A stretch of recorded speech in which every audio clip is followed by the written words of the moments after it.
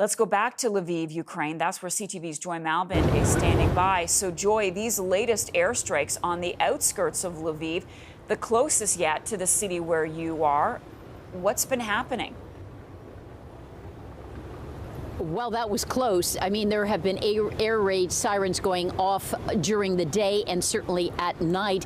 People here have gotten a little blasé about it, but when they woke up this morning, a little past 6 o'clock in the morning, local time here, you could see this big black plume of smoke just about 6 kilometers from here. Now, the mayor says it was near the international airport. He says it was an airplane repair plant that was not being used and that there were no casualties.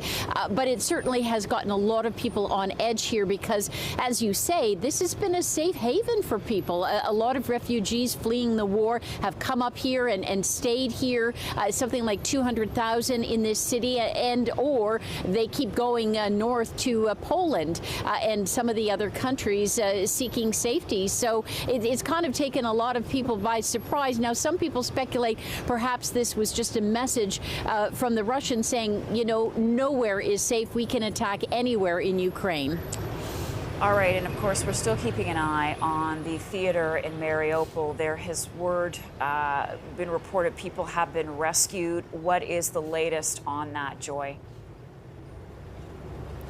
Well, I mean, this is a place that has suffered the most, and it is being bombarded daily and hourly, something like 50 to 100 bombs a day. So you've got rescuers there digging through that rubble, trying to dig people out. Those are the latest reports that they've discovered 130 people, but last we heard, there were something like 1,000 to 1,200 people that were taking refuge in that theater in a bomb shelter below. And of course, what is so striking is that the people who were sheltering there had written in big, large letters that could be seen from the sky.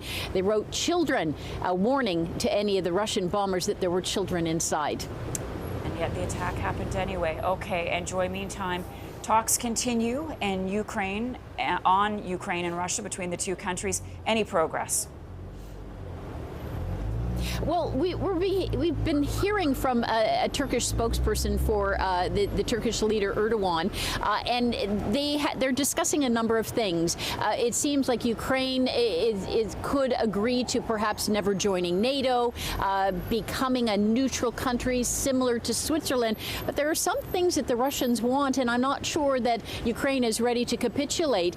They not only want the Donbass and those two separatist states recognized as Russian, but they also, Vladimir Putin also wants the Crimea that was annexed in 2014 recognized as Russian and not Ukrainian territory. So there's still a number of things to be worked out, but that's the latest on these negotiations. We know that Vladimir Putin is in talks with France's leader, President Macron, today. And of course, Joe Biden, as you mentioned, is meeting with Xi Jinping or meeting with him virtually to discuss any kind of assurances that China won't get involved either financially or militarily in this war. All right, Joy Malbon in Lviv.